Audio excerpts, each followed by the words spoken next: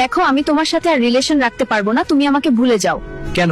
কেন তুমি জানো না? তুমি আমাকে একদিন ঘুরতে যেতে পারো না, আমাকে কোনো কিছু খাওয়াতে পারো না, কোনো কিছু গিফট দিতে পারো না। দেখো মিম, আমি তো অনেক চেষ্টা করতেছি একটা চাকরি খোঁজার জন্য, আর আমার চাকরিটা হয়ে গেলে আমি তোমার সব শখ পূরণ করব। আমার কোনো সব পূরণ করতে হবে না। তোমার 2টা বছর ধরে আমার তোমার সাথে সম্পর্ক, আজ পর্যন্ত কোনো জায়গায় আমাকে ঘুরতে নিয়ে যেতে পারোনি, কোনো কিছু খাওয়াতে পারোনি। আমি গেলাম, তুমি থাকো। দেখো জান, আমি তোমাকে ছাড়া বাঁচবো না, প্লিজ তুমি আমাকে ছেড়ে যেও না।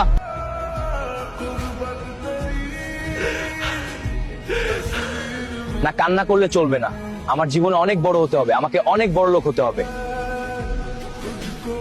কনগ্রাচুলেশন, তুমি সিও পদে জব পাইছো, তোমার বেতন মাসে 2 লক্ষ টাকা। থ্যাংক ইউ স্যার, আপনি এখানে দাঁড়ান, আমি একটু আসছি। আচ্ছা ঠিক আছে। তুমি এখনো চাকরি খুঁজতেছো কেন? তোমার চাকরি হয়নি, আর আমি তো জানতাম তোমার কখনো চাকরি হবে না, এই জন্যই তো আমি তোমার সাথে ব্রেকআপ করেছি।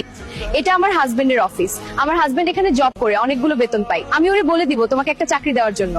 তুমি এখানে স্যার চলেন, দেরি হয়ে যাইতেছে। তুমি কাকে স্যার বলছো? উনি তো আমার স্যার, আমি ওনার অ্যাসিস্ট। জীবনে কি বড় ভুল করলাম ওর সাথে ব্রেকআপ করে।